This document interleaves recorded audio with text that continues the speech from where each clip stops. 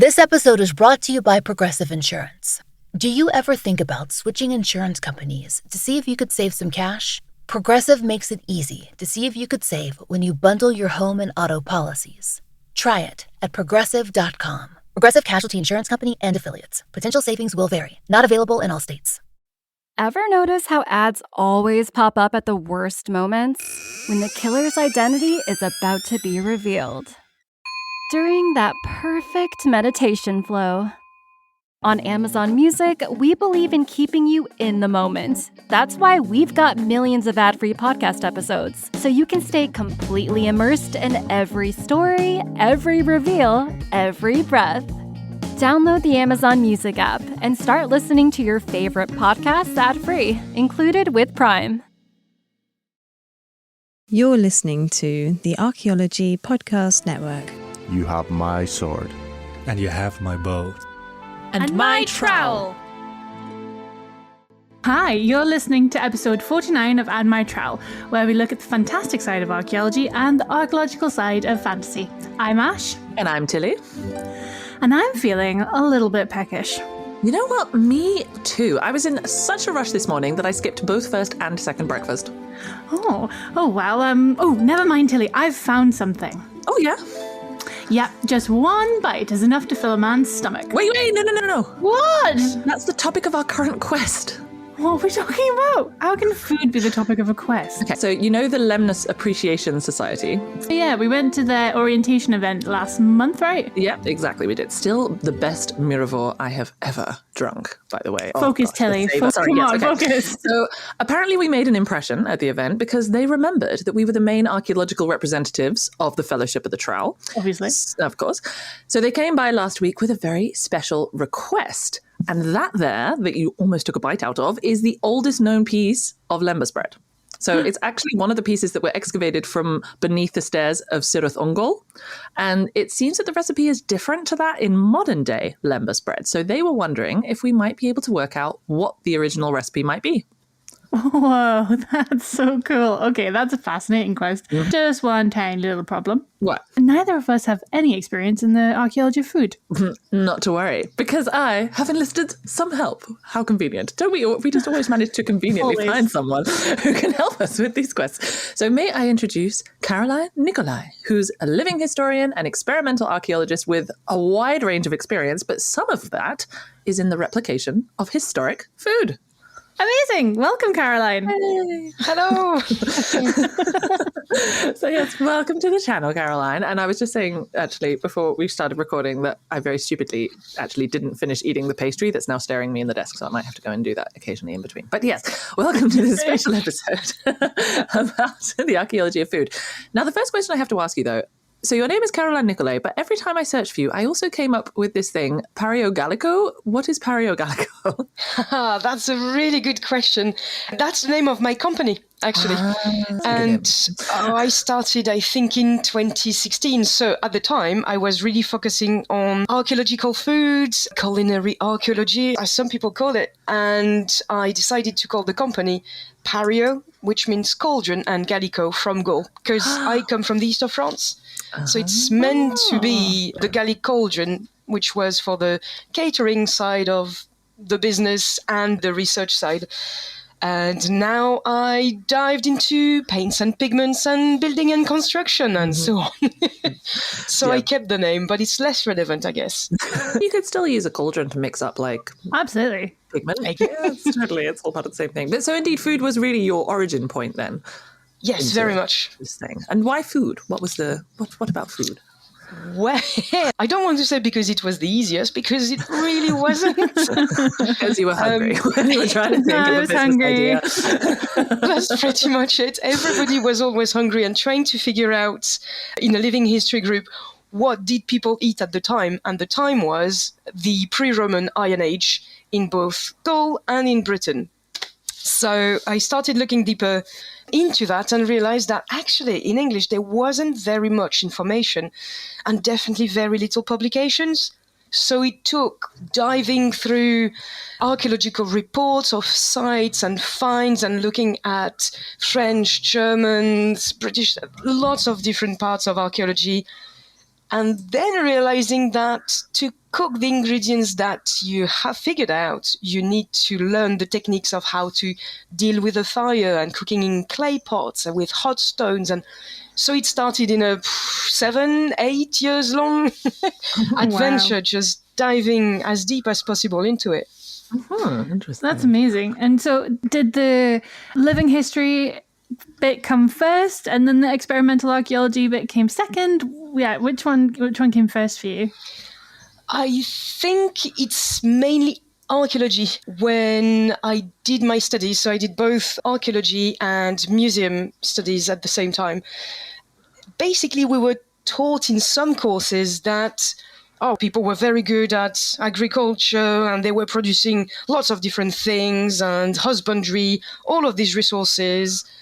And in the next course, people were eating bland gruel and porridge every single day of their lives. It just didn't match. So right from this point, it just clicked that there was something not right. And to start with, I looked at the earliest text I could find, which is about Roman food. So I started by Roman, left it aside. And when the, say, living history question appeared, then I started diving into Iron Age. And I started working at the same time on a 16th century farm.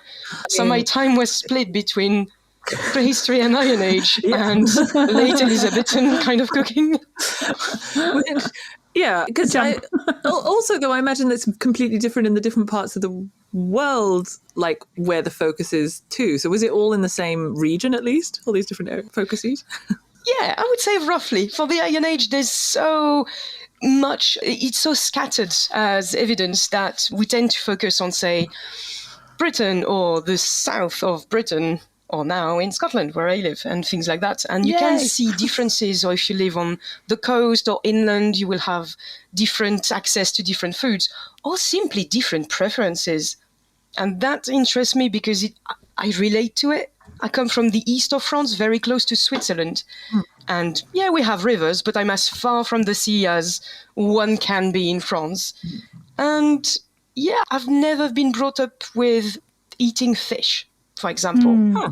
We can fish in rivers and we have crayfish and things like that, but it just hasn't been part of my culture at all. We're more on the hams and smoked sausages and pretty Germanic kind of food. Intense food. So how did you get into archaeology to start with? Oh, that's a very good question. It's weird that question arises on this podcast because I feel like the Lord of the Rings might have played a massive role in it. As it should. As it should. Yes, exactly. I always really liked myths and legends and learning about the Egyptian gods and the Roman mythology and Greeks, etc., etc. But I never knew, it's weird a concept, but I never knew about fantasy at all until I watched Lord of the Rings in the cinema when it came out. Oh, man. And that changed my life. My goodness. Although, talk about keeping the bar high. Like, that's your introduction to fantasy. So it just was such a revelation in my young but not too young age. And suddenly, it opened the world to me. And weirdly enough, a lot of archaeologists and a lot of archaeology is also connected to, you will know very well, to fantasy. It's I don't know why, but it sounds logical to me. No. And I guess it's learning about and then telling the stories of the people of the past and trying to figure more about that really got me into archaeology. Failing biology was also a point. Oh my God, I did the same. I failed biology too. One of the prerequisites for getting into archaeology is that you fail biology. I think it is. I did very well in biology, just to say. Whatever. But you wanted to be a primatologist, didn't you? I wanted to do zoology, so I had to do biology. I was pushed into biology because there was no option. Yeah, and I liked biology, and it really is so helpful to have done all science things for archaeology. Yeah, isn't cooking basically a mix of biology, chemistry? Like you have to do Kind of, yes. All the science stuff, ingredients, recipes. I don't know. I'm making stuff up as I go. No, I think so, because we're archaeologists, we tend to live outside the box. And with science subjects, not all, but with like biology and stuff, especially when I was at like A level, I couldn't write exactly what they wanted. I always had to be a bit flowery with it. So I really struggled to be just like write exactly the sentence that examiner would be like, yes, that's exactly, she knows exactly where the heart is or whatever. Yeah, fair. No, see, I was very good at working out. It depended on the thing. My chemistry ones, I did super well in class, and then I always failed the exams because for some reason I just always make a really stupid mistake, and then I'd get the marks for working through, but it would all be wrong. Like all the final results would all be wrong because I'd just be doing something really stupid. But in all the rest of the thing, I was quite good at keywords, keyword inclusions, for example. See, I had an argument with my chemistry teacher because he wasn't teaching us. He was screamed at it. Anyway, archaeology. So in terms of your sort of archaeology, so you mentioned already that when you were starting, you were into like Roman stuff and then Iron Age and then medieval. And what kind of time periods or what kind of areas are you more focused in now? Do you think you've become more specialized or have you become even broader? More specialized, I would think. It's always the Iron Age for me, the pre-Roman Iron Age, and ideally the earlier or the transition periods. So say 8, maybe 900 BC, there's things in Scotland, but say 800 BC to 300 250 BC. I really like these time periods, and they are brackets, the transition between what's going on in the Bronze Age and the Iron Age. Yeah. It's all man-made divisions in any case, but the middle, especially 600 BC to 300 BC, that's really late Hallstatt, early Latin kind of period, especially from the east of France on the Germany side of things, Belgium, Switzerland, etc. There's loads of things happening, and the finds and the culture and the craft is so developed, so incredible that unfortunately I don't see that in the finds in Britain because we just don't find much. Yeah, I was about to say we don't have much. So that's a really difficult one for me to go, no, honestly, people were out of prehistory by then and we did stuff. You can't see it, but if you go 2 countries away, people knew how to make wheels. And it's, I feel that maybe the publication of the new research on Iron Age Britain is coming. It's coming. It's going to happen. There's much more things being done. They just need to be published, and then they need people like myself. I hope you're listening. Advertising there. Experts. Like heritage interpreters. That's the point. They call them mediators or archaeology mediators in France, for example. And the job is you look in depth at that new research, the most up-to-date you can find, through all these reports and dry, sometimes very big books and so on. You get this information, you translate it into tangible replica items, recreated clothing, processes and craft. That's where experimental archaeology and experiential archaeology comes in. And once you have all of that, you go to the public. So sites and museums or history festivals or even craft festivals. And you can now get people who don't particularly or don't think they can understand or want to understand archaeology. You can get these people to look at this information and slowly change mind and hopefully inspire modern people to use more sustainable, more natural practices into many different fields. I'm obviously quite a proponent of experimental archaeology and experimental archaeology. We've talked about this before in the podcast. But do you have an example of a sort of, it doesn't necessarily have to be food related, but a happening or an experience that you had interacting with people that kind of really demonstrates that point? Like, I don't know, something where people said something afterwards were like, wow, I didn't even think of that, or completely blew people's minds. Every single day. Every day. Correct answer. Well done. There's a fair few examples, but it goes from very small things. On the food side of things, it's always, I didn't realize you could use stones or clay pots heated on the fire to cook. It looks so difficult, but now I understand. It's easy and I can do it on my barbecue. Or, chicken fillets come from chicken. Yes. Oh, yeah. And it sounds really silly, but these were two ladies in their 50s. Oh. I know. So you never know what people might not know or never have thought about. It's not being silly or not very clever. It's just if you never thought about it, like courgettes. Somebody gave me courgettes to make a stew on an Iron Age display. I can't because courgettes are not British Iron Age. There might be Iron Age somewhere, but they're not. And so on and so forth. And my favorite example now that I work more, I've been dragged into building and construction and natural construction, is exactly that. When you go to an open-air museum, no matter what the time period is, if you look at the traditional materials, and we had a pretty bad, or a copy of an Iron Age inspired roundhouse at a festival, and somebody came to me saying, okay, I see that you have earth walls. I say, yes, it's a wattle and daub. This is how it's made, etc., etc. He took notes, came back at the end of the day, said, okay, I am making a Japanese wattle and daub, so a clay plastered fancy bench structure in my garden for my bonsai collection. Oh, fabulous. Nice. Different, same materials.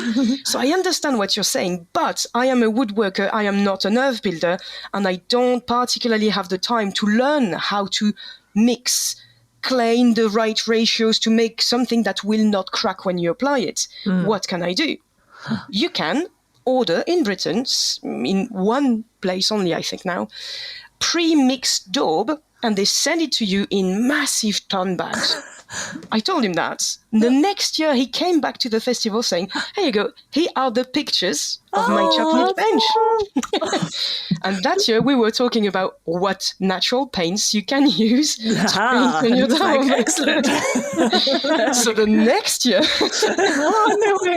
he came back to me saying, oh, all right, so this is what I've done, etc. This is the roof, these are the problems and the solutions I found. And now I'm looking for paints, and could you advise me something? So it's very distant from archaeology, but there is no theme, topic, or subject that archaeology cannot be related to. If you like bikes, you look at the archaeology of wheels and the history of bikes. There's always something. Yeah. And especially indeed with food, like you were saying, because you were talking about it a bit before, getting back to food. My husband is a veggie gardener, and his whole thing about the food is to try and show people that, like, look, it doesn't matter if the carrot's wonky or this thing, and you just have to know where it comes from, and you have to know how it's grown and what effort goes into it and all this kind of thing. And I think indeed that removal is very strong in current society. So it's a good way, like you say, to demonstrate it. Which I hate to stop this. This is really interesting. But like I said, I still haven't eaten anything this morning, and all this talk of food is making me even hungrier. All right, let's stop for 11sies and we'll be right back. All right, quick break. Knock, knock. Who's there? Amazon Music. Amazon Music who? Amazon Music, where Prime members can listen to top comedy podcasts ad-free. No awkward interruptions, just nonstop laughs from your favorite shows. It's free, it's funny, and hey, it's better than my knock-knock jokes. Download the Amazon Music app and let the good times roll. Or go to amazon.com/ad-free comedy. That's amazon.com/ad-free comedy to catch up on the latest episodes without the ads. Feeling better? Yes, much better. Good. So, Caroline, we know a bit about your archaeological background, but we also have to know, do you enjoy reading fantasy? Yes. Woohoo! Good. Phew. But I have to add a massive disclaimer. I know. I'm a really bad reader. It sounds weird. That's fine. But otherwise, yes, absolutely. Especially the Discworld novels. Oh my gosh. It's finally happened! After, what are we up to? 49 episodes! We have a Discworld fan! What? Nobody now before you've opened that? it. So I always try to sneak in at least one Discworld reference into every single episode. Sneak in? You mean like a sledgehammer? Slop it in with a spade. Yeah. But yes, some people have read Discworld, but yeah. But what I was really happy about was one of our guests actually, I think I can't remember who it was or when they came back, or no, maybe it was Adrian, and he said that because he was listening to the previous episodes before he recorded that one, and then he went and read a Discworld book in preparation. I was like, oh, excellent. Yeah. But yes, excellent. I'm so glad that you enjoy the Discworld. Which is your favorite Discworld book, Caroline? Oh, it's the whole series with the We Free Men. Yes, that is a good one. All of them, because I lived exactly on these chalklands. So it's a massive mega connection. And now, living in Scotland, and now you're in Scotland, I can understand. I understand it in English. So the We Free Men, for those listening, they are Pixies. So Pict. So they're like got blue tattoos all over them and everything and red hair and wear kilts, and they speak in like Scots basically. So you can never understand what they're saying unless you have experience with Doric or with Scots or with one of the kind of Scottish. I was going to say they should be speaking Doric, sure. Yeah, it is Doric basically, but like it's so there's a lot of "Canna with nothing," and there's it's very funny. Uncanny. Do that impression at all? Suddenly, like that's where the Aberdonian comes out. That's the Aberdonian. I kind of fit it, saying. Oh my God! I'm shocked.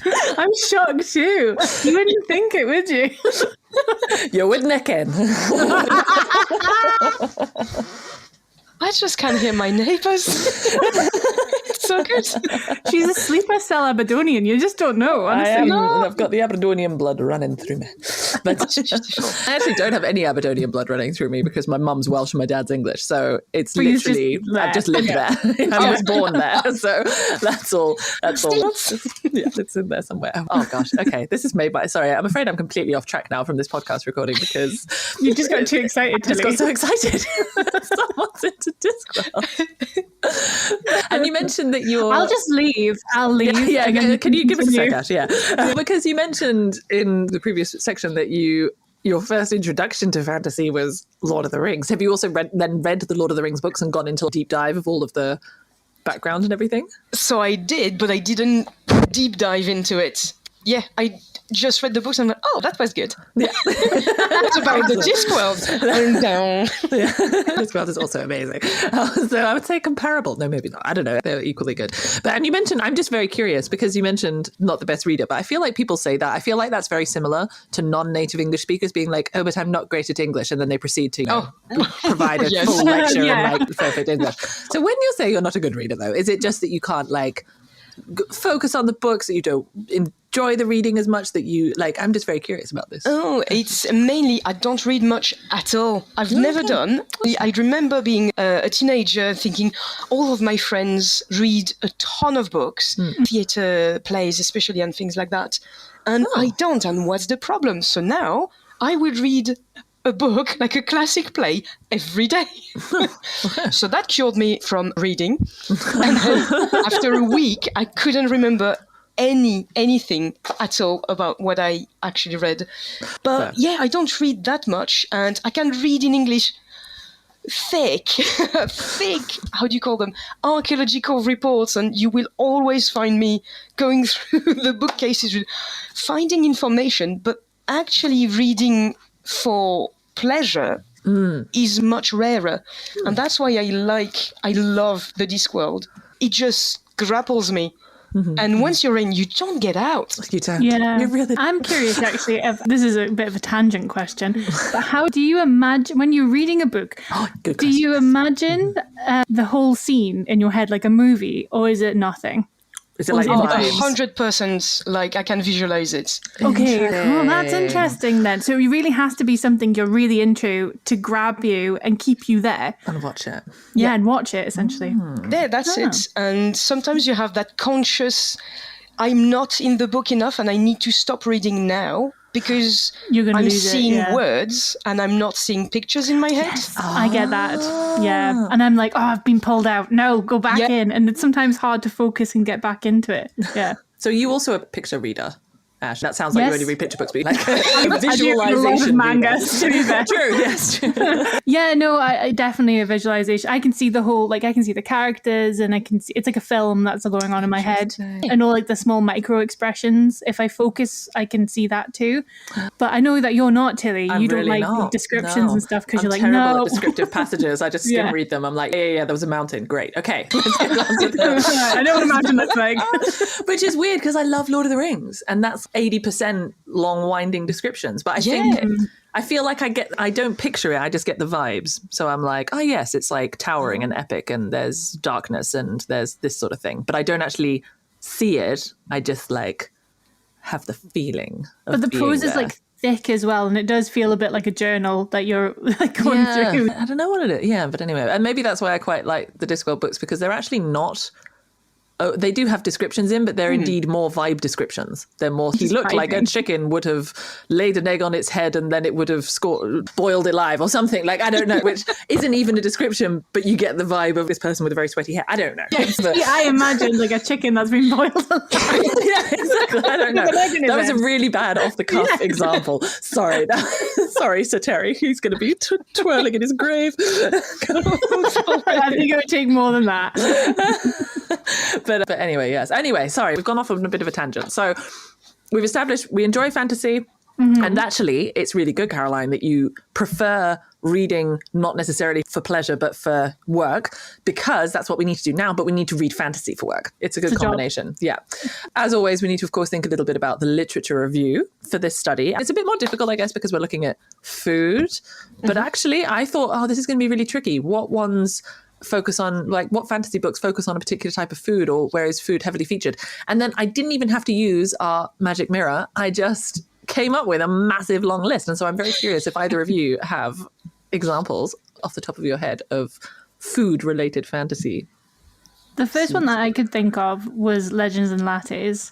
Right? Yes. Yeah, by Travis Baldree. So I don't know but is that cake and stuff really? A bit of cake? But they it's have mostly those cinnamon things, which again, this cinnamon thing is on my desk right now looking at me. And I'm like, this is why you don't bring pastries into recording sessions. It was a really bad idea. I thought I'd be able to finish it beforehand. Okay, it's fine.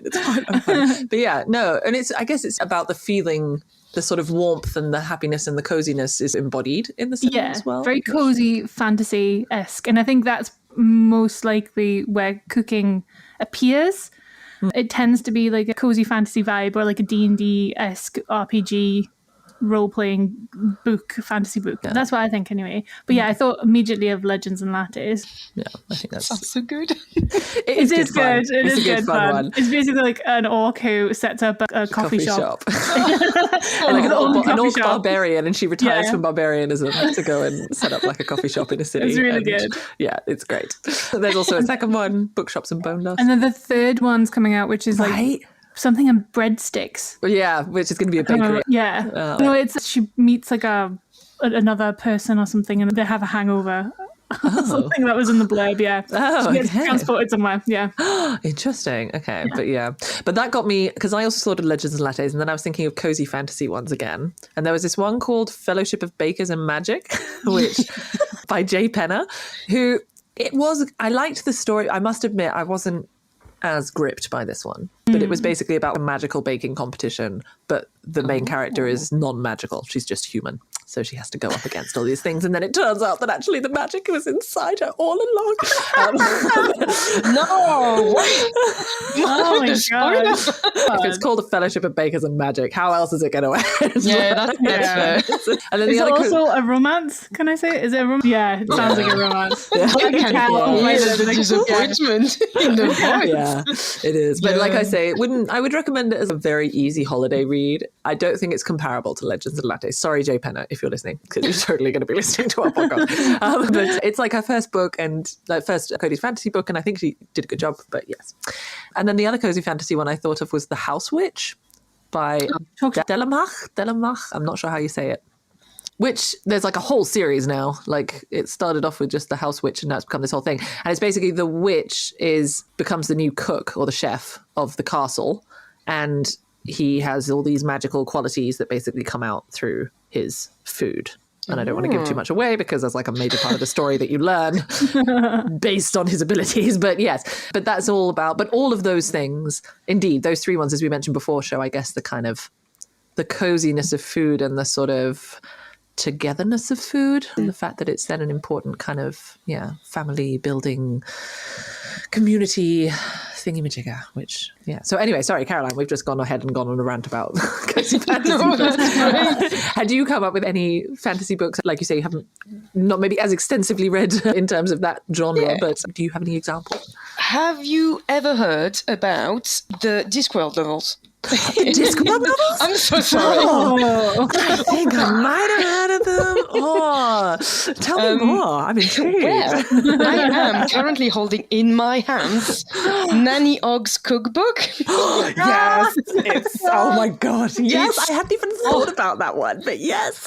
It's such a brilliant read. After you read the Discworld novels, but there's a whole few books about the witches, and there's a whole few about the Wee Freemen, and that's the ones I read. And one of the witches is, honestly, I want to be her when I grow up. I mean, she's so amazing. Happy. She's a like mama. The matriarch of thing, and she has a million children and grandkids, and she's rowdy. Yeah, so, rowdy is a good word. Yeah, but they published a Terry Pratchett Discworld, a useful and improving almanac of information, including astonishing recipes from the Discworld novels. Yeah, and it's not just recipes; it's so fun.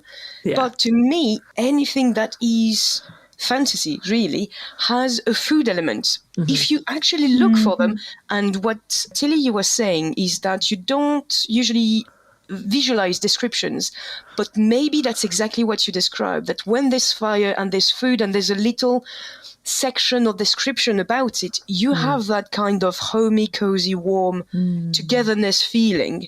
And in anything, look, even in Star Wars, God, I haven't not read anything about Star Wars. I've watched a lot. I tend to be offended. In everything, there's always a food element. And actually, if you miss it when you are making a film or if you are writing a book and you mess up that section, it just shows so much. It's not realistic. Yeah. That's it.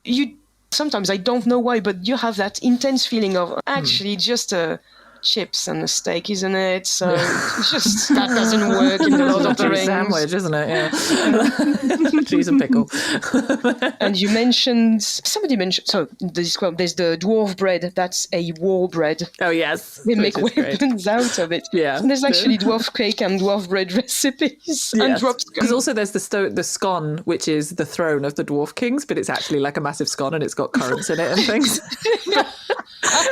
Which is, of course, a play on words of the Stone of Scone, which was related to like the Scottish kings of old. But yes, so it's amazing. And they have battle bread and like a battle baguette of King, what's his name, from the ancient times. So funny. It's great. Yeah. Which in that case, I guess the food isn't cozy anymore. It's practical. It's practical. I relate to the dwarf body shape for a start, but I really don't. Strong, and, strong. Impressive. Yeah, like goats, really do. Yeah, there's that, and the other one that again is from the Discworld novels, but it's that concept that they eat rats. It is served in some weird buns and sausages. Yes, sausage in a bun and rat, which has to have ketchup, and the ketchup costs more than the rat because who would eat rat without ketchup? That's true. I eat everything with ketchup. Pure logic. Oh, that would have been my first and foremost. Yeah, I thought about that. Yeah, and I really appreciate, again, in the Lord of the Rings, all the work that's done on actually thinking about what food such and such characters would transport, would eat, would cook, how they would actually eat it. Of course, hobbits, many different meals, etc., etc. But it just creates that extra dimension that is not particularly necessary in anything, but you have a trait that is specific to the hobbits. They enjoy their food in such a way, and that type of food. And if you go to the elves, then it's completely different, and so on and so forth. Yeah. It's discreet, but so important. The whole joke in Lord of the Rings, isn't it, really? It's like, Legolas, where he's like, one bite can eat, can kill a man, and then he's like, how many did you have? 4.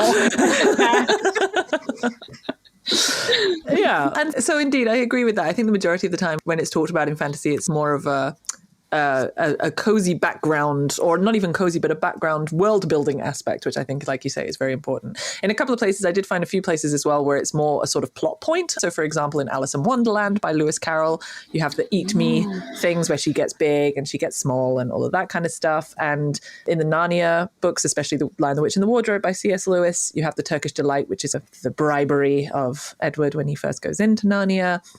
And of course, Charlie and the Chocolate Factory by Roald Dahl, where the chocolate is quite an important character in of itself. So a couple of different things. Do I smell smoke? Oh, no, I was baking some cookies as a surprise for you both, but I forgot to tell the dragon how hot the flame was supposed to be. So it burnt. Oh, no. Okay, hang on. So we need to cut short this episode of And My Trout, but don't worry. We'll be continuing next episode with part 2 of our discussion with Caroline Nicolay, all about the archaeology of food. In the meantime, as always, please do subscribe, follow, wherever you get your podcast. It really helps to support the show. And if you're interested in hearing more fun archaeology content, make sure to check out the other shows on the Archaeology Podcast Network. As always, if you have any episode ideas or just want to get in touch, you can find all of our contact information and that of Caroline, as well as links and further information on what we discussed today in the show notes. The Archaeology Podcast Network is 10 years old this year. Our executive producer is Ashley Airy, our social media coordinator is Matilda Siebrecht, and our chief editor is Rachel Roden. The Archaeology Podcast Network was co-founded by Chris Webster and Tristan Boyle in 2014 and is part of Cultural Media and DigTech LLC. This has been a presentation of the Archaeology Podcast Network. Visit us on the web for show notes and other podcasts at www.archpodnet.com. Contact us at chris@archaeologypodcastnetwork.com.